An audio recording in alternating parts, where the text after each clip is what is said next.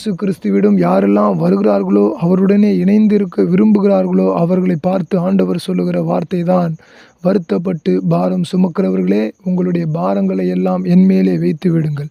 எதிலே நீங்கள் வருத்தப்பட்டு சுமக்கிறீர்கள் என்று சொன்னால், பாவத்தை சுமப்பதினாலே உங்களுக்கு ஒரு நிம்மதி இல்லாத வாழ்க்கை இருக்கிறது.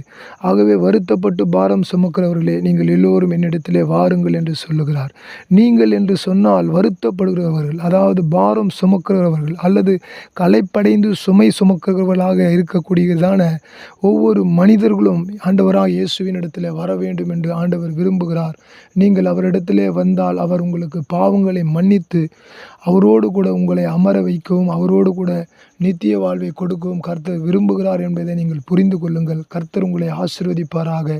இந்த நாட்களிலே நீங்கள் வருத்தப்பட்டு பாரம் சுமந்தால் கர்த்தரிடத்திலே வாருங்கள், ஆண்டவரிடத்திலே வாருங்கள், இரட்சகரிடத்திலே வாருங்கள், இயேசு கிறிஸ்துவினிடத்திலே வாருங்கள், பிதாவினிடத்திலே வாருங்கள், பரிசுத்த ஆவியினிடத்திலே வாருங்கள்.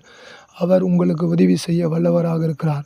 கர்த்தர் உங்களை ஆசீர்வதிப்பாராக. God bless you, God bless you, God bless you. Amen. Praise the Lord.